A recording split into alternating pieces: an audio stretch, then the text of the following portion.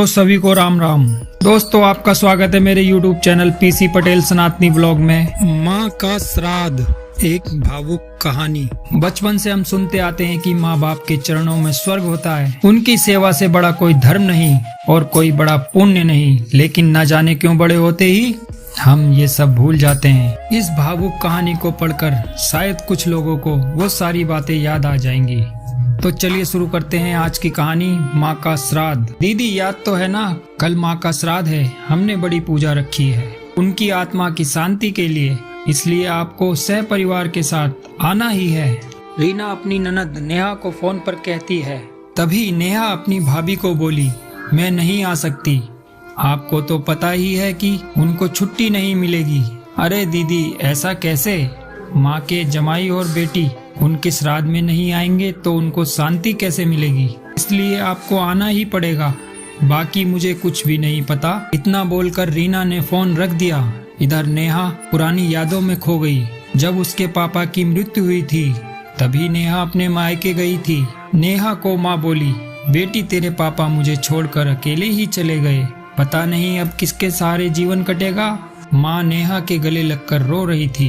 तब नेहा बोली, ये सब लोग तो हैं ना माँ, भैया भाभी और बच्चे, तो चिंता क्यों करती हो? नेहा उस वक्त कई दिनों तक अपनी माँ के पास रहकर आई थी, लेकिन वापस घर आने के बाद ज्यादातर फोन पे ही बात हो पाती थी। कभी कॉल पर तो कभी वीडियो कॉल पर बोलकर अपना मन हल्का कर लेती थी।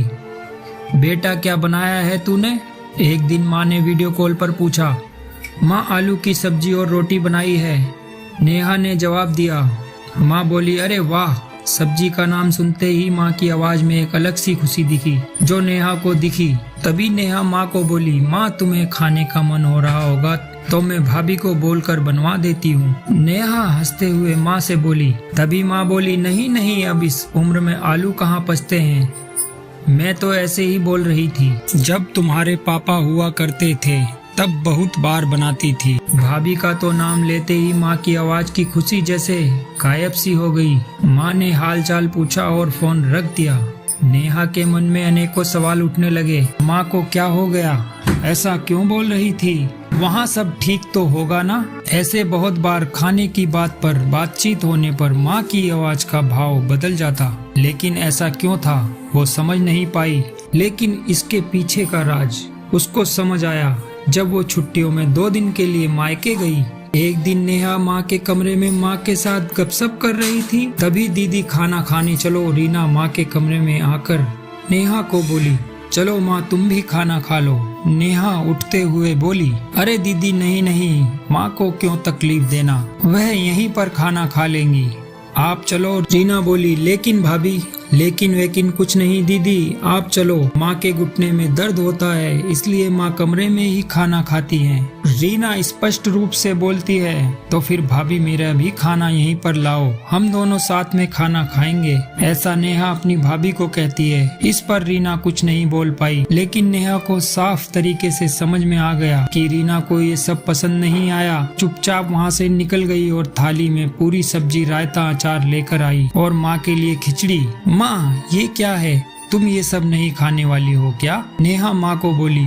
उतने में रीना बोली, अरे दीदी, माँ को ये सब हजम होता ही नहीं, इसलिए मैं उनको खिचड़ी और दाल ही देती हूँ। इतना बोलकर रीना वहाँ से निकल गई। माँ ने अपनी प्लेट उठाई पर माँ का ध्यान नेहा की प्लेट पर ही था। ये देख नेहा सुन सी पड़ गई। उसने माँ के मुँह में एक पूरी का निवाला डाला, लेकिन माँ ने मना कर दिया। तब नेहा ने अपनी माँ की आंखों में वही भाव देखा था जो वीडियो कॉल पर देखा था।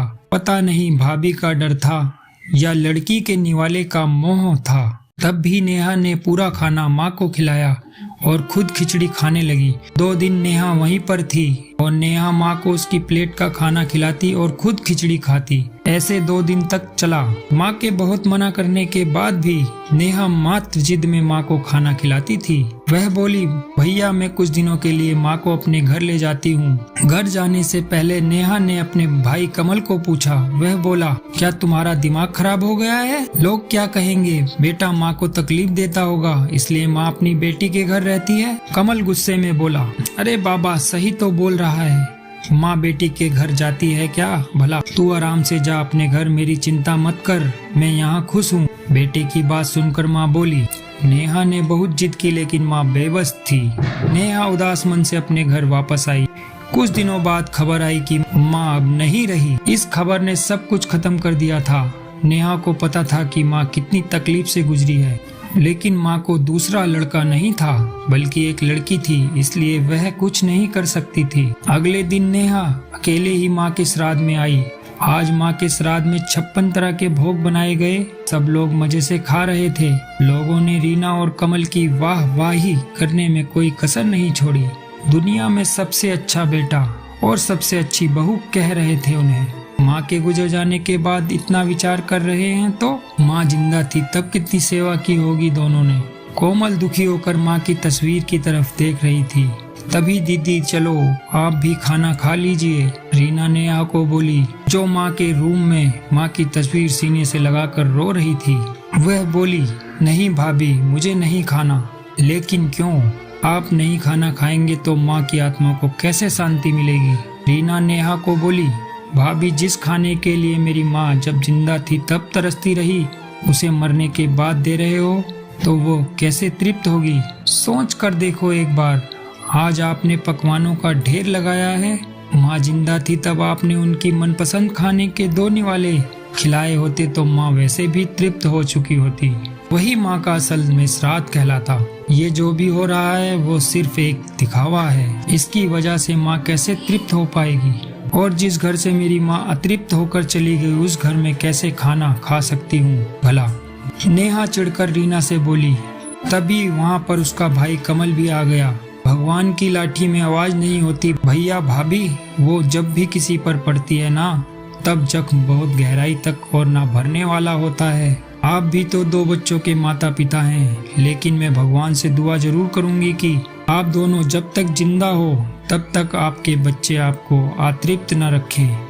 माँ ने तो अपना वनवास भोगकर कहीं नया जन्म लिया होगा, लेकिन आपकी जिंदगी बहुत बड़ी है। नेहा ये सब बोलकर माँ की तस्वीर लेकर चली गई। पीछे रीना और कमल की गर्दन शर्म से झुक गई। दोस्तों, माँ बाप जिंदा हैं तब तक उनकी सेवा करना, उनकी हर इच्छा पूरी करना, वही उनका असली श्राद्ध होता है। उनकी मृत्यु के बाद कितने भी 56 भोग बनाओ सब व्यर्थ है। उम्मीद करता हूँ ये कहानी आपके दिल को जरूर छूकर गुजरी होगी। तो दोस्तों प्लीज एक लाइक जरूर करके जाना। ऐसी कहानी सुनने के लिए प्लीज मेरे चैनल को सब्सक्राइब भी करें। धन्यवाद।